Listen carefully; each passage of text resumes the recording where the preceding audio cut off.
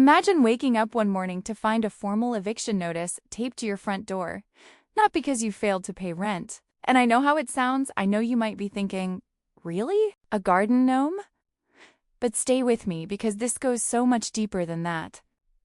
What followed that eviction notice was 14 months of one of the most bizarre, exhausting, infuriating, and ultimately satisfying fights we have ever been through as a family. It involved fake rule books, secret addendums, a midnight tape measure incident caught on camera, $11,000 in missing money, a crooked contractor who happened to be related to our HOA president, and a courtroom settlement that left our whole neighborhood feeling like they could finally breathe again. Her name was Sandra. She had held that title for 9 years. She did not share power. She did not ask for input. She ruled the neighborhood like it was her personal kingdom, and for almost a decade, nobody challenged her because nobody knew they could. Not in her glove compartment, on the passenger seat, ready to reference at any moment. She had memorized every bylaw, every subclause, every amendment that had ever been passed. A confused homeowner standing at their front door in the morning, holding a formal eviction notice, starred down at a small, smiling ceramic garden gnome in the flower bed below. Suburban neighborhood in the background. Warm morning light. Realistic style. She knew the rules better than the people who wrote them, and she used them with surgical precision against anyone who stepped out of line. But Sandra made one critical mistake the summer we moved in. She picked a fight with the wrong family.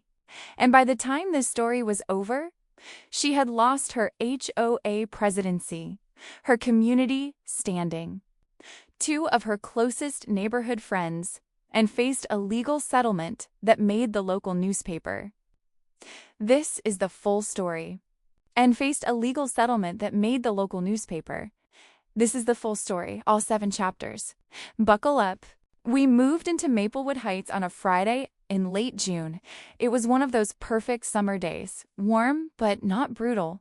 A light breeze coming through the trees that lined the cul-de-sac. The neighborhood looked exactly like the photos in the listing. Neat lawns, matching mailboxes, children riding bikes at the end of the street. It looked like the kind of place where people took care of things and left each other alone. The moving truck had barely pulled into the driveway. The guys were still unloading boxes. I think the couch was literally halfway off the truck when I noticed a woman walking across the street toward our yard with the kind of purposeful stride that means she has been waiting for this moment. She was wearing a white polo shirt with Maplewood Heights HOA president embroidered on the chest in navy thread. She carried a clipboard. Her reading glasses were pushed up onto her forehead like a crown. She smiled, but it was the kind of smile that does not reach the eyes. The kind that says, I am being polite, but I have already formed an opinion. She introduced herself as Sandra. She did not ask our names before she launched into what felt like a prepared speech. She welcomed us to the community. She handed us a spiral-bound booklet, 47 pages. I counted later, which was the Maplewood Heights Community Standards and Expectations Guide. It was highlighted in 3 different colors: yellow for rules, pink for fines, green for what she called community pride expectations. Before she left, she looked at our mailbox post and told us, without us asking, that it appeared to be installed approximately 2 inches below the approved height standard and that we would want to get that corrected before the end of the month. She said it pleasantly, like she was doing us a favor. Then she smiled that same tight smile, turned around, and walked back across the street. My husband and I stood in the driveway for a moment after she left. One of the movers looked at us and said, and I quote, "Good luck with that one." Our neighbor Dave came over about 20 minutes later. He lives 2 doors down, a retired teacher in his 60s, out being nosy about it. One of those people who seems to know everything about a neighborhood without being nosy about it. He watched the whole Sandra interaction from his driveway and came over once she was gone. He told us Sandra had been HOA president for 9 consecutive years. Not because she was elected in any meaningful sense, but because she simply kept showing up to run. Every 2 years, when the HOA election came around, Sandra put her name on the ballot, showed up to the meeting, and waited. Nobody else ever ran against her. Partly because people were intimidated by her. Partly because nobody else wanted the job. Partly because most homeowners did not even know the election was happening. Dave had received 11 violation notices in the past 3 years.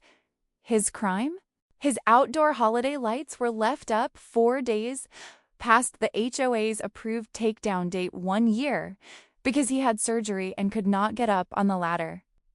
Sandra fined him $75 and sent a second notice when he was still recovering. After Dave left, my husband and I unpacked boxes until dark. Before we went to bed, I placed our small ceramic garden gnome. His name is Gerald. We bought him at a garden center 2 years prior. He has a little fishing rod and a painted red hat near the front flower bed. He had been with us through 2 previous homes with no issues. He was part of the family at this point. Gerald smiled at the street. The street said nothing back. For now. The violation notice arrived on a Tuesday, exactly 8 days after we moved in. It came in a standard white envelope with the Maplewood Heights HOA logo printed in the upper left corner. A little house inside a laurel wreath. Very official. Very serious. I opened it at the kitchen counter. It was printed on letterhead. Proper letterhead with the full HOA name, the address, and Sandra's name listed as President and Authorized Community Standards Officer. I did not know HOA presidents gave themselves titles like that, but here we were. The notice informed us that our property was in violation of Section 4, subsection 7B of the Maplewood Heights Community Standards, which, according to the letter, prohibited the display of decorative items of a whimsical, cartoon-like, or novelty nature in front-facing garden or landscaping spaces visible from the street. We had 14 days to remove the item in question, our garden gnome, or face a fine of $150, with additional fines of $75 per week for continued noncompliance. My husband laughed out loud when he read it. Not a small laugh, a genuine, eyes-watering, hand-on-the-counter laugh. He said we should put a second gnome out just to see what happened. I did not laugh. I pulled up the actual HOA bylaws on my laptop. They were posted on the county's HOA registry website, which is a public database that anyone can access. I searched through them carefully. Section 4 was there, subsection 7B was there, and it said absolutely nothing about garden gnomes, decorative figures, or whimsical items of any kind. Subsection 7B was entirely about satellite dish installation, specifically about dish size, mounting locations, and screening requirements. There was no mention of garden gnomes anywhere in the entire 47-page document. I read it twice. We wrote back the same day, polite, professional, brief. We thanked Sandra for the notice, stated that we had reviewed the current HOA bylaws as registered with the county, noted that Section 4, subsection 7B, addressed satellite dishes and made no reference to decorative garden figures, and asked her to provide the specific bylaw language that supported the violation notice. Sandra replied within 24 hours, which, looking back, told us something important. She was watching. Her response did not address our question directly. Instead, she referenced for the first time something she called the Community Aesthetic Guidelines Addendum, which she described as a supplementary governing document that gave the HOA board broad interpretive authority over items that created visual inconsistency or disrupted the aesthetic harmony of the community. We had never heard of this addendum. It was not in our 47-page welcome packet. It was not on the county registry. It was not mentioned anywhere in the original bylaws document. We replied asking for a complete copy of this addendum, including the date it was adopted and the board vote record approving it. Sandra replied that the addendum was not available for general distribution to homeowners and that our request was noted. That sentence, not available for general distribution, was the moment everything changed for us, because that answer does not make any sense for a governing document. HOA rules are not private. They are the rules everyone is expected to follow. If you cannot see the rule, how can you be held to it? We printed every single piece of correspondence and put it in a folder. Gerald stayed in the flower bed. After our back and forth about the addendum, we thought maybe Sandra would back off. Maybe she would realize we were not going to simply comply without explanation. Maybe she would move on to easier targets. She did the opposite. Over the following 6 weeks, we received 9 more violation notices. 9 in 6 weeks. Each one was printed on the same HOA letterhead. Each one cited a different rule, and each one was accompanied by a fine notice. Our porch light bulb was the wrong color temperature.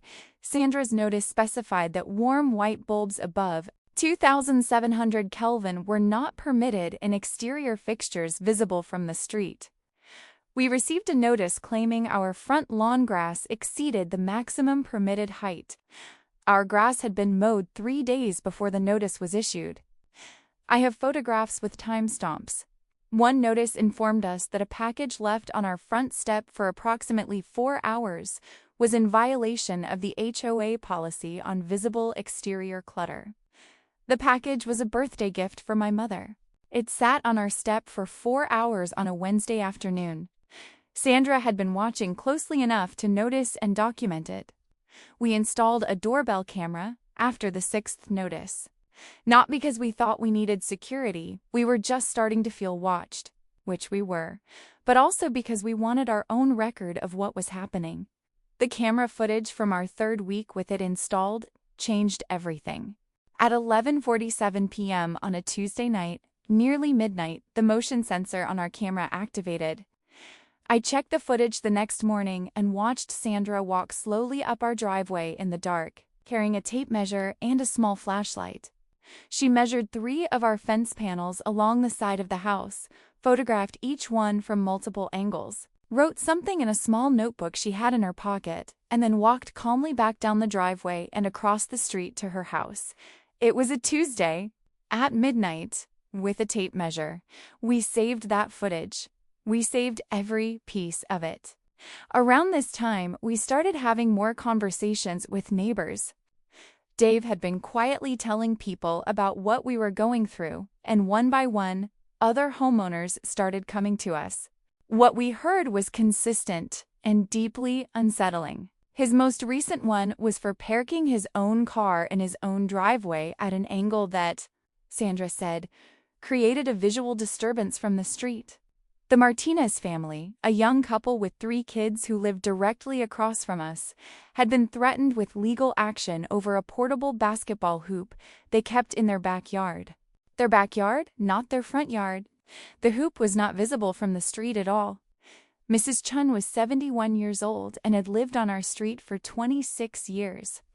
She had a rose garden along the front of her property that was, by any reasonable measure, absolutely stunning. She had been cultivating it for more than 2 decades.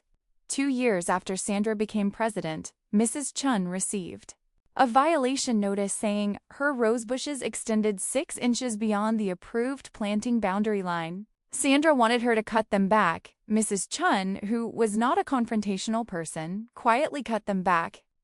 Then Sandra sent another notice saying that trimming was uneven and created an unprofessional appearance. Mrs. Chun told us she had cried over that second letter.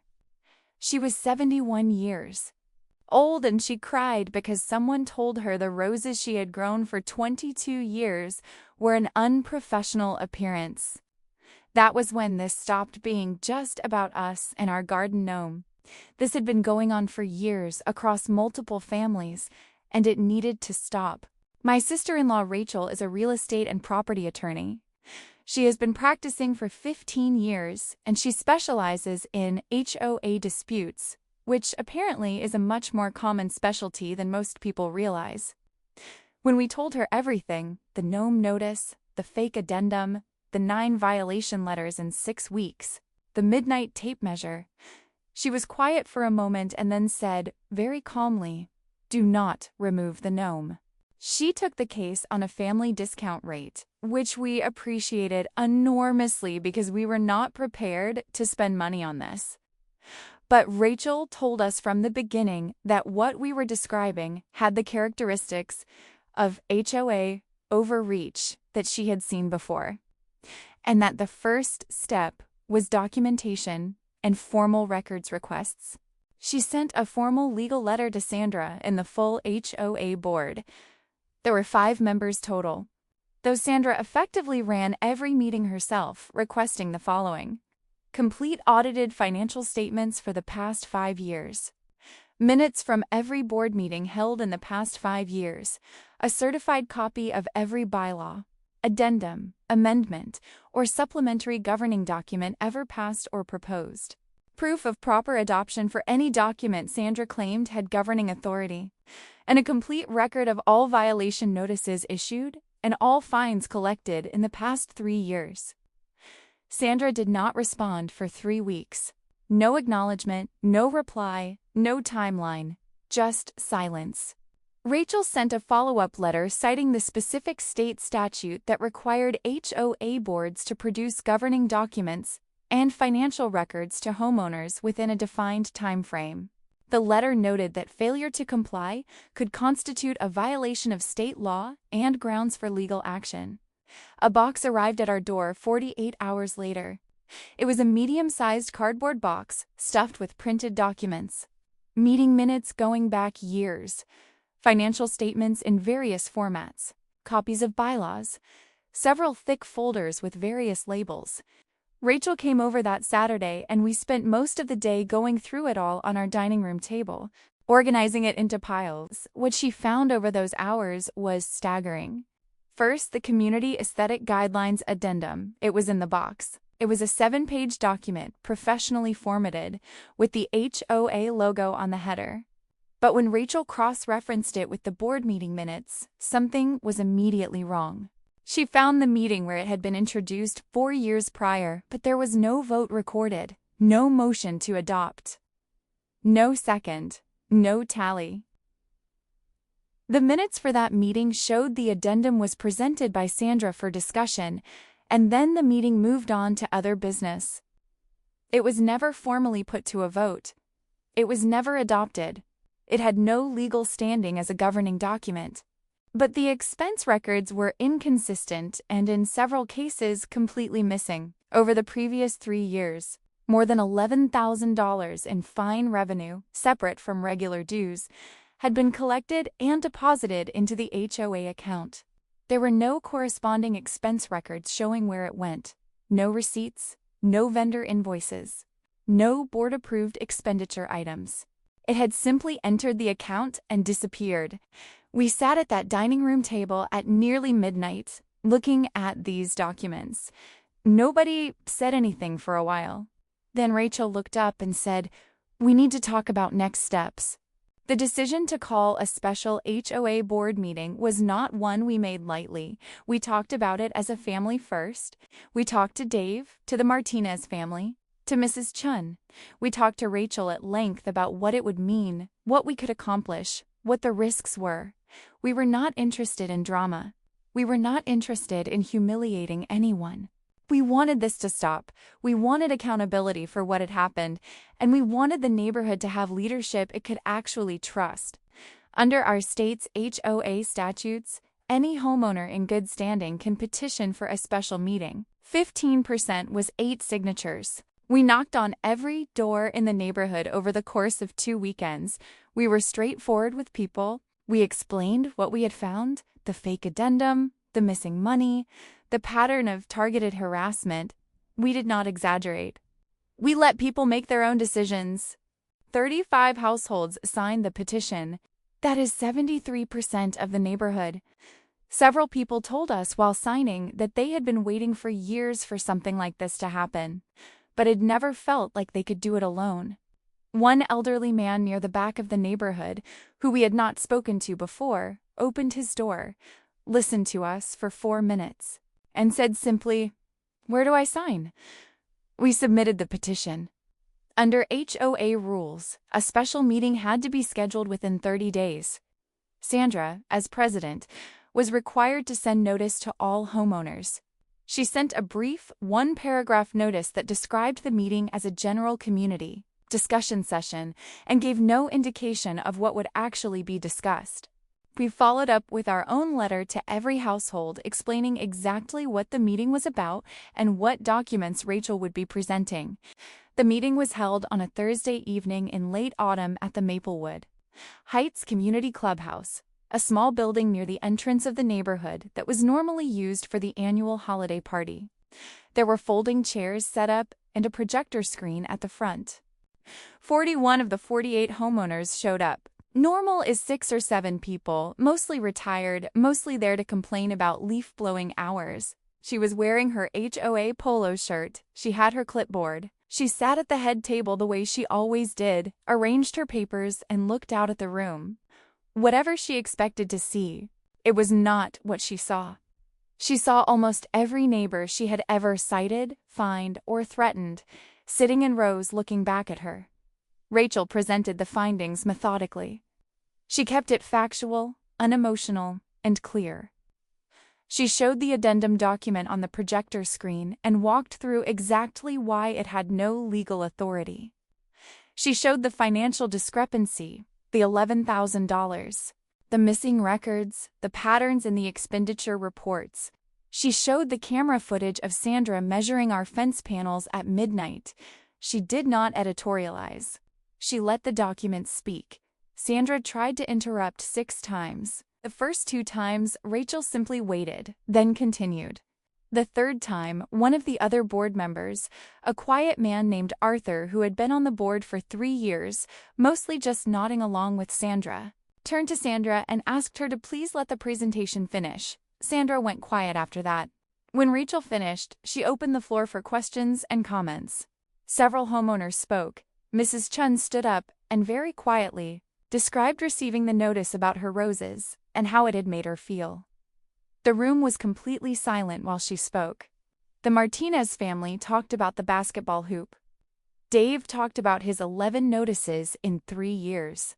A woman near the back who we barely knew described receiving a violation letter while her husband was in the hospital, and Sandra had refused to grant an extension on the deadline. Then Rachel called for a vote of no confidence in Sandra's leadership as HOA president. Under the HOA's own bylaws, the real ones, a simple majority vote at a properly convened meeting could remove a board officer from their position. Every hand in the room went up except Sandra's. Sandra sat at the head table for a long moment. Then she gathered her papers, put them in her bag, picked up her clipboard, and walked out of the room without saying a word. The door swung closed behind her.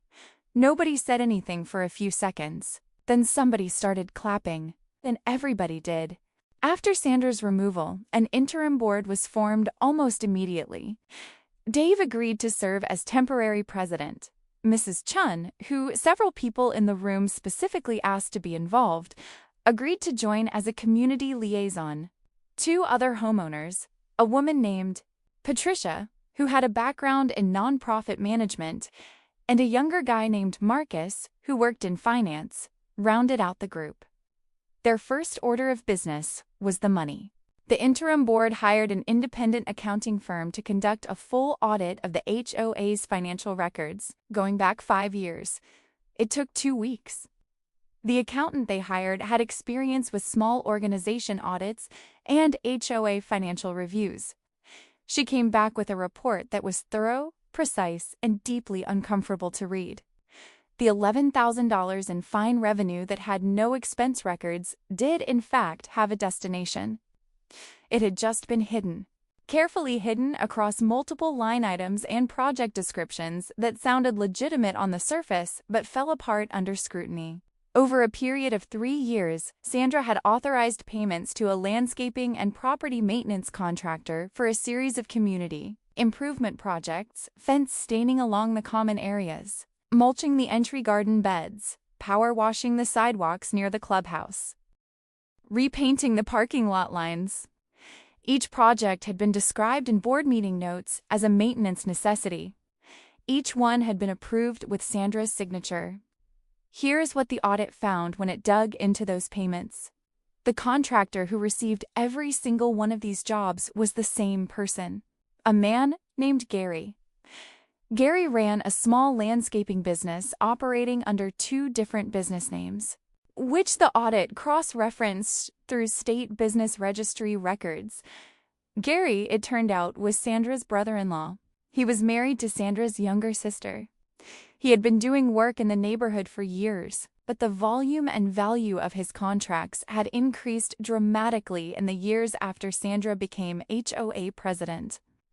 Then came the invoice review. A fence-staining project that a competing contractor later estimated should have cost around $800 was paid to Gary at $3,200. A mulching job valued at roughly $1,200 in materials and labor was paid out at $4,500. A simple parking lot repainting that a local striping company quoted at $600 had been paid to Gary at $2,800. The total overpayment across all identified projects was approximately $9,400, combined with the fine revenue with no expense records at all. The full financial irregularity totaled more than $11,000 over 3 years. The interim board met and made a unanimous decision. They filed a formal report with the county sheriff's financial crimes unit and submitted a civil demand letter to Sandra through Rachel, requiring full repayment of the improperly spent funds. Sandra did not respond to the civil demand. The investigation moved forward. Rachel later told us that what Sandra did was technically sophisticated in its simplicity. It was not elaborate embezzlement with offshore accounts or forged documents. It was just a person with authority, no oversight, and a willing family member who was happy to charge triple market rate for straightforward work. It happened because nobody was watching. Nobody had the documents. Nobody knew they could ask for them. Gerald was still in the flower bed through all of this, still smiling. We had stopped worrying about him a long time ago. The legal process moved more slowly than we wanted, as legal processes always do. There were months of back and forth between Rachel and Sandra's attorney, yes. Sandra hired an attorney, which must have been expensive for someone who had just been removed from the position. That gave her community influence and access to funds. 6 months after the board meeting, the matter reached a settlement. Sandra did not admit to criminal fraud, her attorney argued, with some success, that the payments to her brother-in-law could be characterized as poor judgment and conflict of interest rather than deliberate theft, and that the fake addendum could be framed as an administrative error rather than intentional deception. These arguments were frustrating to hear, but not entirely without legal merit. What Sandra agreed to in the settlement was significant. She was required to repay the full $11,240 in identified financial irregularities. The money went back into the HOA account. She was permanently barred from serving on any HOA board, committee, or governance body within the county, not just Maplewood Heights, but any community. She was required to complete a 12-hour financial ethics and fiduciary responsibility course. And the settlement included a written acknowledgement that the community aesthetic guidelines addendum had never been legally adopted and had no authority as a governing document. Rachel described it as a solid outcome given the evidence available and the limitations of civil settlement. We agreed. We would have preferred something more dramatic, honestly. We would have preferred a moment where someone in a robe banged a gavel and said, something final and cinematic. But the settlement accomplished what mattered. The money came back. She was gone. The fake rules were officially dead. The interim board did something that felt simple, but was actually significant. They voided every single violation notice that had been issued under the authority of the non-adopted addendum. That meant hundreds of notices across dozens of homeowners over 4 years, all officially nullified. And then they did something even better. They refunded every fine that had been collected under those void notices. Checks went out to homeowners across the neighborhood. Most were for small amounts, $75, $150, but a few were several $100s, and for some families, that actually mattered. Mrs. Chun received a formal written apology letter from the new board. It was printed on HOA letterhead, which, going forward, the new board redesigned to remove the word president from the officer title line. The letter apologized specifically for the harassment she had experienced regarding her rose garden and expressed the board's deep respect for her long-standing contribution to the beauty and character of the neighborhood. Dave framed his refund check before he cashed it. He sent us a photo. The new HOA board restructured the way they operated. Every board meeting is now open to all residents and includes a public comment period. Full financial statements are posted on a new community website every quarter, the same website where the actual bylaws, addendums, and any proposed changes are publicly accessible at all times. Any proposed rule change must be announced 30 days in advance, debated at an open meeting, and passed by a majority of attending homeowners, not just the board. They also added a conflict of interest clause to the bylaws that explicitly prohibits board members from authorizing payments to businesses owned by or employing relatives without a full board vote and disclosure. None of these were complicated rules. None of them required legal expertise to understand. They were just basic transparency and accountability measures that any functioning small organization should have had from the beginning. The fact that they were absent is what allowed Sandra to do what she did for as long as she did it. Maplewood Heights looks different now. Not just physically, though Mrs. Chun's roses genuinely have never looked better, and she has added a new climbing variety along the trellis that everyone stops to look at, but in how it feels to live here. People talk to each other now. The Martinez kids play basketball in the driveway, and nobody sends a letter. Dave has his holiday lights up exactly as long as he wants each year. Sends a letter. Dave has his holiday lights up exactly as long as he wants each year. Someone 2 streets over painted their front door a deep teal color that is objectively lovely and received exactly 0 violation notices. We have block parties now. 2 a year, spring and fall, organized by a rotating volunteer committee that is somehow not a constitutional crisis every time someone wants to change the hot dog brand. And in our front flower bed, Gerald still stands. He has weathered 2 winters here now. His paint is a little more worn. The tip of his fishing rod chipped off in a windstorm last year. But he is still smiling, same as always. Last Christmas we gave him a tiny crown. Just a little wire and foil thing my daughter made. A few of the neighbors thought it was funny, and the idea spread quietly down the street. By the end of the holiday season, there were 11 garden gnomes in the neighborhood. Some ceramic, some resin, one very large one near the cul-de-sac that someone had clearly bought specifically for this purpose. All of them with little crowns. None of them received a violation notice.